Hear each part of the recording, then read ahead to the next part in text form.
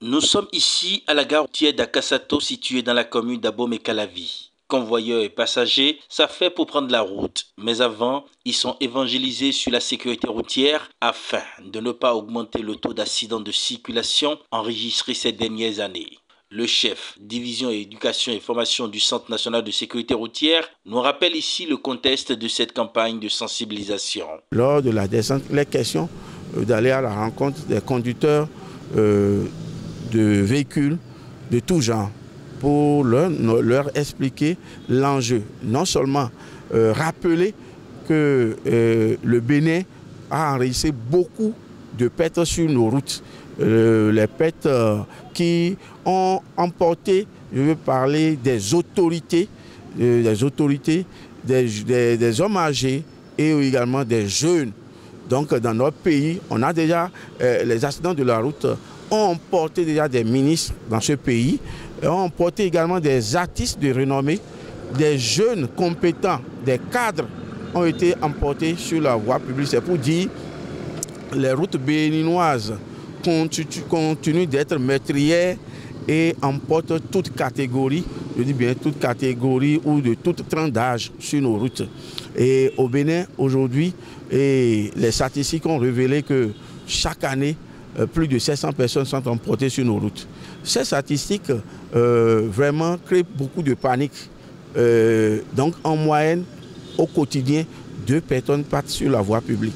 Nous avons voulu saisir cette occasion de la commémoration de la Journée mondiale du souvenir des victimes de la voie publique et également de la célébration de cette journée africaine pour aller à la rencontre des acteurs de la route, pour leur demander vraiment de faire beaucoup attention, surtout que ce dernier trimestre de l'année, on constate véritablement sur nos routes la densité du trafic et avec aussi l'ouverture ou la réalisation de beaucoup d'autres projets de construction de routes, la circulation pose d'énormes problèmes.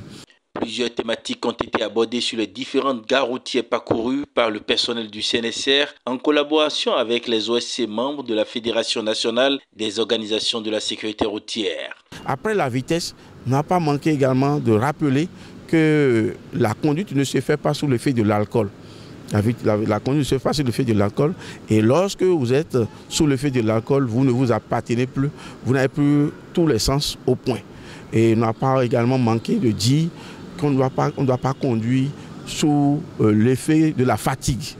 Et à la suite de ça, le téléphone portable au volant, nous avons rappelé également les effets du tunnel de l'usage du téléphone portable. Et lorsque vous avez le portable à l'oreille, vous n'êtes plus concentré au volant. D'abord, il faut garder le téléphone avec le main et vous gardez le volant avec ce qui n'est pas admis en conduite. Et lorsque vous recevez également des informations de nature, des informations qui ne sont pas de nature à vous donner de l'élan, d'évoluer, à dire de mauvaises informations, vous êtes déséquilibré. Vivement que ces messages entendus travaillent dans la tête et le cœur de chaque conducteur pour que chaque voyageur ait la chance de recevoir le mot magique « Bonne arrivée ».